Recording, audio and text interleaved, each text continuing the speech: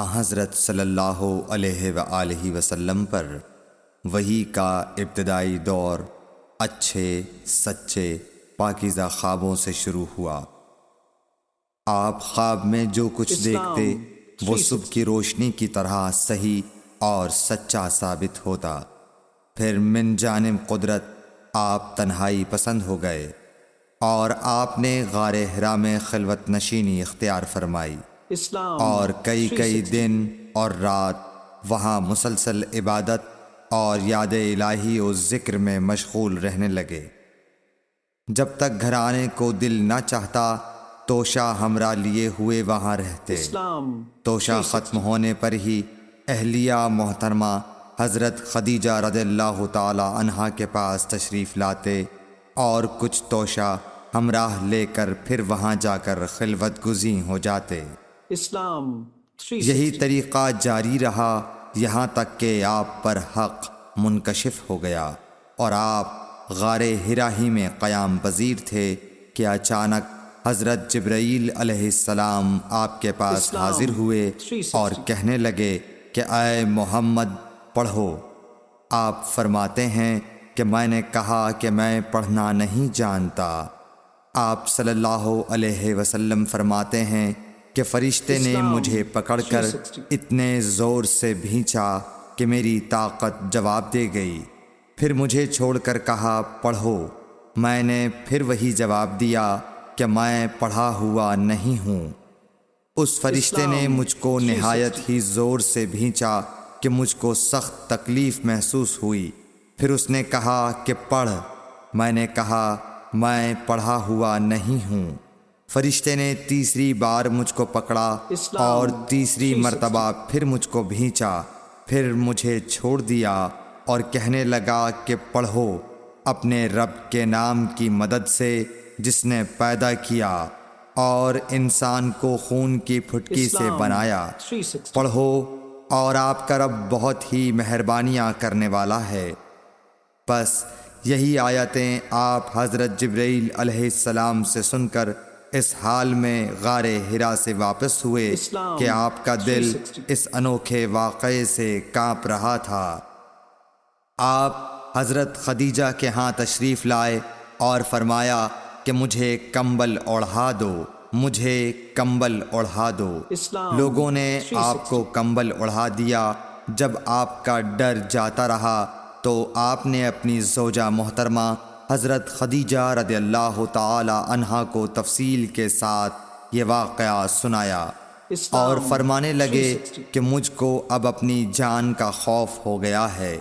آپ کی اہلیہ محترمہ حضرت خدیجہ رضی اللہ تعالی عنہا نے آپ کی ڈھارس بندھائی اور کہا کہ آپ کا خیال صحیح نہیں ہے۔ اللہ کی قسم آپ کو اللہ کبھی رسوا نہیں کرے گا۔ آپ تو اخلاق فاضلہ کے مالک ہیں۔ آپ تو کنبہ پرور ہیں، بے کسوں کا بوجھ اپنے سر پر رکھتے ہیں، مفلسوں کے لیے آپ کماتے ہیں، مہمان نوازی میں آپ بے مثال ہیں اور مشکل وقت میں آپ امر حق کا ساتھ دیتے ہیں۔ ایسے اوصاف حسنہ والا انسان یوں بے وقت ذلت و خواری کی موت نہیں پا سکتا۔ پھر مزید تسلی کے لیے حضرت خدیجہ رضی اللہ تعالی عنہا آپ کو ورقہ بن نوفل کے پاس لے گئیں جو ان کے چچا زاد بھائی تھے اور زمانہ جاہلیت میں نصرانی مذہب اختیار کر چکے تھے اور عبرانی زبان کے کاتب تھے۔ چنانچہ انجیل کو بھی حسب منشائے خداوندی عبرانی زبان میں لکھا کرتے تھے۔ انجیل سریانی زبان میں نازل ہوئی تھی، پھر اس کا ترجمہ عبرانی زبان میں ہوا۔ ورقہ اسی کو لکھتے تھے۔ وہ بہت بوڑھے ہو گئے تھے، یہاں تک کہ ان کی بینائی بھی رخصت ہو چکی تھی۔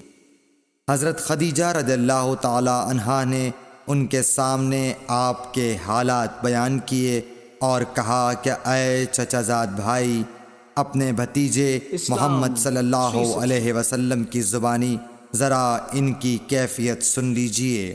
وہ بولے کہ بھتیجے آپ نے جو کچھ دیکھا ہے اس کی تفصیل سناؤ۔ چنانچہ آپ صلی اللہ علیہ وآلہ وسلم نے از اول تا آخر پورا واقعہ سنایا، جسے سن کر ورقہ بے اختیار ہو کر بول اٹھے کہ یہ تو وہی ناموس معزز رازدان فرشتہ ہے جسے اللہ نے حضرت موسیٰ علیہ السلام پر وحی دے کر بھیجا تھا۔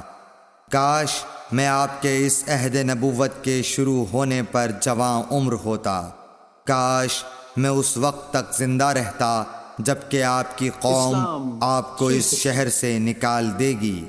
رسول کریم صلی اللہ علیہ وآلہ وسلم نے یہ سن کر تعجب سے پوچھا کہ کیا وہ لوگ مجھ کو نکال دیں گے، حالانکہ میں تو ان میں صادق و امین و مقبول ہوں؟ ورقہ بولا، ہاں یہ سب کچھ سچ ہے، مگر جو شخص بھی آپ کی طرح امر حق لے کر آیا لوگ اس کے دشمن ہی ہو گئے ہیں۔ اگر مجھے آپ کی نبوت کا وہ زمانہ مل جائے تو میں آپ کی پوری مدد کروں گا۔ مگر ورقہ کچھ دنوں کے بعد انتقال کر گئے، پھر کچھ عرصے تک وحی کی آمد موقوف رہی۔ صحیح بخاری حدیث نمبر 3۔